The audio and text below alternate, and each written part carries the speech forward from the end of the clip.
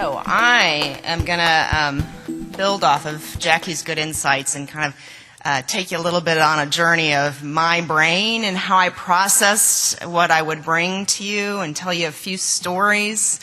I spent some time looking at some research, spent some time reflecting on the conversations I've had.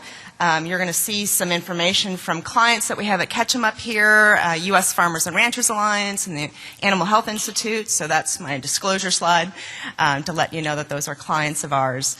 The first reflection that I had when I was thinking about this presentation is last week. Last week I was meeting with a farming organization, and the frustration in the room was all too familiar. The government affairs guy was sitting at the end of the table, and he expressed his thoughts this way. We have lost $500 million in gross ag revenues and income in the state in 2016 alone. And the LA Times won't even talk about it. They won't even take our call and cover it. What the? He didn't really say WTF, but that's what he was thinking. You could see the frustration in his head, you know, and it got me thinking. And we talk a lot about how much people care about their food and where it comes from. And I thought, you know, what if we have that kind of backwards? You know, what if they don't care enough? You know, what if they don't care enough? I mean, what gives, right? I mean, we have the number of people who actually grow and raise food has been on the decline for many years, in part because of improved efficiencies, but also in part because fewer people want to take up the hard work and risky proposition that farming is today, right? The revenue we record from farming, particularly in California, where we grow a lot, most of the food that we eat, that state produces most of our food. The revenues have been declining there. In the past 12 to 18 months, agriculture imports have risen, right? And our exports have not. Now, right, in part because we're hoping for a good trade deal. In part because the dollar's been strong. But all the same, we're not getting our share of the exports we think we should be getting because we are the breadbasket to the world. We are rich in resources and know-how and infrastructure and technology and innovation to feed people. And we're not capturing this, right? It's frustrating. I felt it. I'm sure you've seen these stories like I've seen these stories during this election season. The story that attempts to connect the craziness that we have going on with the enormous divide that we have between rural and urban populations. You read these stories and you think, wow, I mean, we come from the world in such a different place that it's almost as if we live on different planets. We're in the same country and we have so very different. And I'm not making a political statement. It's not right or wrong. It's just different points of view. We come at it from different perspectives. You know, and the question is, whoops, whoa. Don't show the ostrich. You know, do we have that same thing going on in food? So I'm going to challenge you to do this exercise at your next neighborhood party. I've done this, okay? Join the conversation. Listen for a while. Somebody's having a conversation in your neighborhood at a block party, a holiday party, whatever it happens to be. You're going to hear things that you always hear. You know, the unruly dog the neighbor lets out at 6 a.m. makes me crazy. The teacher who can't seem to teach the brilliant child, you know. What's the matter with that teacher? You're going to hear parents angsting about their 16-year-old who just got their driver's license, right? You're going to hear about what an amazingly warm fall we've had and what does that mean for winter. You're going to hear all this stuff. And then you do this. You jump in and you say, you know what I'm worried about? I worry that we don't pay enough for food in this country. And I worry that we're putting so many demands on farmers that's adding costs to the production of food that provides little benefit You know, and I worry that both of these things, truly, I worry that both of these things is forcing farmers to either close up shop, you know, forcing kids to not come into the farming family, you know, forcing farmers to consider taking their operations offshore. And then I worry that soon enough we're going to be eating food that was grown somewhere else in another country where the laws are, you know, maybe inadequate. The oversight might be. These are the things I worry about. Ostrich. This is what you get when you tell that story. Right? I am not kidding. They look at you like you are on another planet. Now, I live in Denver, so this only works if you do this in an urban environment, because in our rural communities, we're kind of all angsting about the same things, but you take that outside our farms and you get this kind of, you know, dead look, blank stare, does not compute. Now, I know you're saying to yourself, well, Kim, if you maybe had told the story just a little better and maybe like brought it home to them, like told them what it was going to look like in their grocery store, or maybe if you focus grouped those messages before you went to your block party, you would have a better answer. Or maybe, you know, if somebody with a better degree was actually telling the story, people would stop at the block party and listen. Maybe. But really, right? Will a twist of words, a different message, a different messenger make a difference to my party mates? And so I angst about this. Some of you in the room know me really well, and I have been angsting about this. It's like, what is going to make a difference to the party mates that I'm talking to? So I'm here to confront with you the painful reality that the idea that there is a magic message or a magic messenger is like the idea that there's a magic bean. It's just not there. That somehow we can ag-splain our way through this new reality. You know ag-splain. I made it up, but I am going to trademark it. Jackie knows it. I'm going to trademark this word. It's like mansplain. Have you heard mansplain? I've insulted half the men in the room.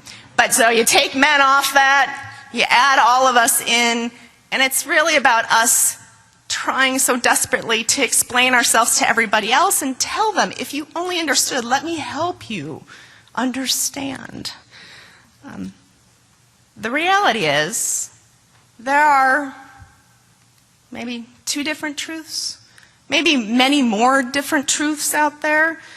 And as much as we want to loudly state our truth, and then more loudly state our truth, or find a different way to say it, or find someone else to tell it, it's so not part of their truth. And the art and the essential moment here really is finding this place.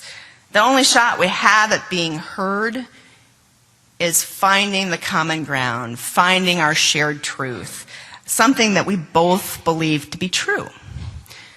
So I go on this journey and I look at the research and I'm like, okay, where is it? Where is that common ground, right?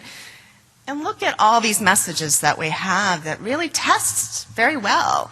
The U.S. Farmers and Ranchers Alliance, the Animal Health Institute, and the Pork Board, all these groups tested very strongly these messages. And let's take a look at them. Farmers and vets, they're credible. I mean, you hear this from the Zoetis research too, right?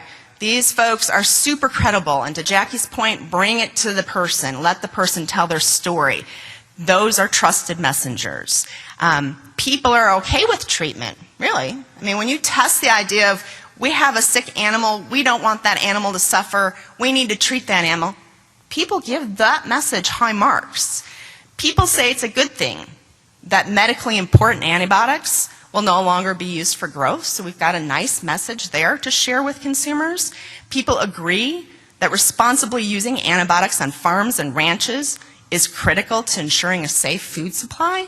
So they agree with that using these tools are important to save food, and they love just the kind of overarching message of keeping food safe and medicines effective.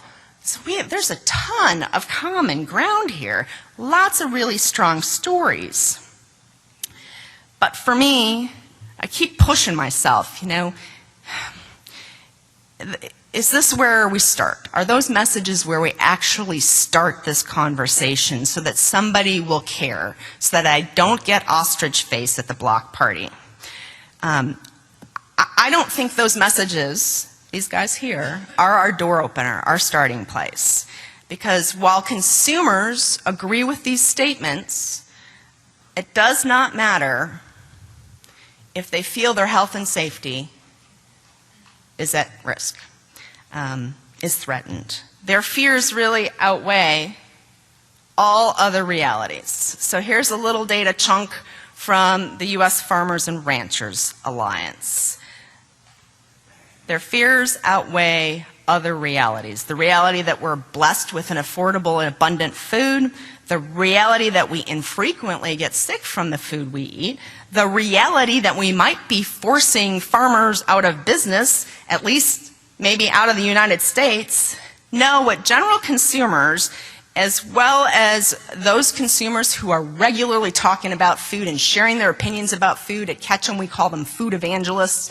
We've studied them in our Food 2020 research for about 3 years now, super active in this conversation. They are the consumers that you feel agitating in the conversation about food. They say they are very concerned, by a majority, about how our food is grown and raised and how that impacts the health of our children in the future. There's a lot of emotion and a lot of tension around that.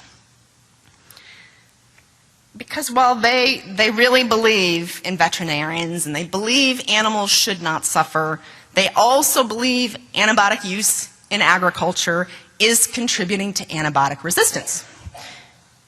And they're not scientifically wrong, right? I mean, antibiotic use does introduce potential resistance challenges. And here's what we know in agriculture, right? We know that we are not by a significant measure driving the resistance issue, okay? We all know the use of antibiotics in human medicine is contributing to, at a faster pace, resistance challenges. We know that. And if only they knew that. If only they knew. Well, guess what? This is amazing to me. They do know that. I sit in a lot of rooms in dark rooms, behind glass, in focus groups with consumers for our clients. And what I'm more surprised about is what they do know than what they don't know. I am frequently amazed at how much they know. Consumers believe antibiotic resistance is caused by primarily overprescription of antibiotics, and then secondarily misuse by patients, and then third, they lay fault at agriculture's door. But they know there's this bigger ecosystem going on. There's this bigger challenge. And I think that's amazing. You know, of course that doesn't mean they're not going to hold us accountable, right? And of course that doesn't mean we don't hold ourselves accountable to this challenge and we don't do the right things. We've spent a better part of the meeting talking about the things that we're doing to make sure we're managing this challenge of biology, this challenge that we all face, human or animal medicine, it doesn't matter. Which I think actually gets us to that real truth, that moment where we can open a door, get ears listening, get ears caring about this. And I think that looks like this. I think really the communications should start here. Everyone should do their part, and we're doing ours.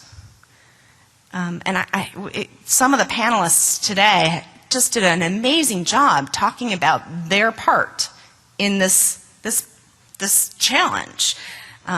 Look, here's the good news. Lots of good news.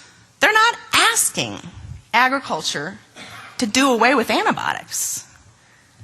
They're not asking to do away with them. The fact is, consumers are pretty clued in. This is work from the Animal Health Institute. Shows consumers get it. They get that we need to treat, we need to control, and we need to prevent disease. They get that. What they're asking for is for us to do our part. So here's sort of my kind of concluding thoughts. We need to do, not defend. That essentially means, I think what Dr. Johnson did up here was pretty spectacular. She talked about what she does on her farm, on the operations as part of Farmer John. And there's so much that everybody in this room is doing, rather than kind of talking about it. I don't mean academically, like as in an academic can't talk about this, but more as in, we need to defend current activities. I think we need to talk about what we're doing to really manage this challenge. And we need to collaborate, not separate. And you heard a lot of that up here as well. Between government, public health, veterinarians, collaboration is a powerful concept. When consumers see us working together, they are reassured. When they see us sort of doing the finger pointing, they know something's up, and they are nervous and don't think we have their best interests at heart. We need to show them, not tell them. So whenever we can add visuals, we need to visualize our story. Visualize it, show visuals, offer experiences where consumers can actually feel what we see and do every day. We need to problem solve rather than ag-splain, particularly for our customers. You heard this also on the panel. Our customers are in a tough spot.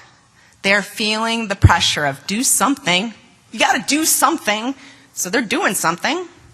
Lots of it's about choice, but some of them are doing more than just choice, and it's cornering us. We need to help our customers problem solve rather than going into them and explaining why we need these tools and why you can't take these tools off our plate.